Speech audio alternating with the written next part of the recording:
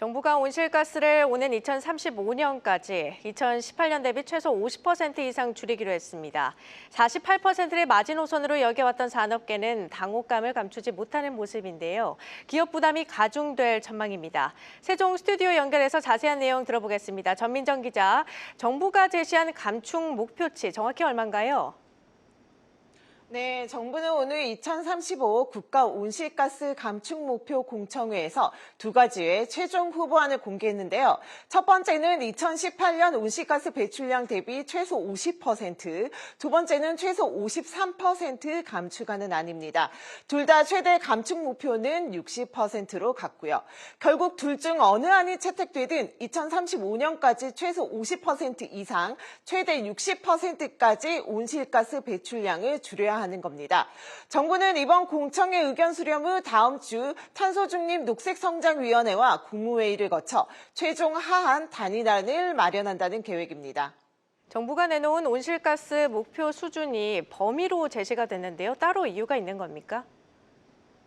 네, 앞서 정부가 진행한 6차례 토론회에선 보시다시피 48%, 53%, 61%, 65% 감축 등 이렇게 4가지 안을 두고 논의가 이뤄졌는데요. 그런데 오늘 정부안이 단일한 목표치가 아닌 범위 형태로 나온 건 산업계와 시민단체 간 입장차를 끝내 좁히지 못했기 때문입니다.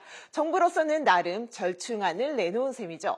또 EU와 미국 등 단일 수치가 아닌 범위로 온실가스 감축 목표를 제출하는 국가도 적지 않다는 게 정부의 설명입니다. 김성한 기후에너지환경부 장관의 발언 직접 들어보겠습니다. 시민사회는 65%까지 온실가스 배출량을 감축해야 한다고 말씀하셨습니다.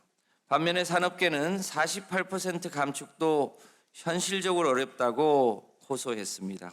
정부는 이런 상반된 의견 속에서 균형점을 찾기 위해 노력했습니다. 하지만 상한과 하한이 최대 10%포인트나 차이가 나는 넓은 범위로 발표되면서 제대로 된 사회적 합의를 달성하지 못했다는 비판은 피하기 어렵게 됐습니다. 그동안 산업계는 정부 시나리오 가운데 가장 낮은 48%를 요구해 왔습니다. 이런 상황에선 사실 어느 쪽으로 결론이 나든 기업 부담이 커질 수밖에 없을 것 같은데 산업계 반응 어떻습니까? 네, 정부의 새 온실가스 감축 목표가 나오자 산업계는 재정 지원과 같은 현실적인 지원책이 없는 과도한 계획이라며 강하게 반발하고 있습니다. 특히 탄소 배출량이 많은 반도체와 자동차, 석유화학, 철강업계는 패닉에 빠진 모습인데요. 재생에너지 등 관련 인프라조차 제대로 구축되지 않은 상황에서 탄소 감축 설비 투자와 온실가스 배출권 구매 등을 위한 막대한 비용까지 감당해야 하기 때문입니다. 결국 기업들이 신사업 등에 투자할 여력이 줄어들면서 고용이 위축되고 산업 경쟁력까지 떨어질 수 있다는 우려의 목소리마저 커지고 있습니다.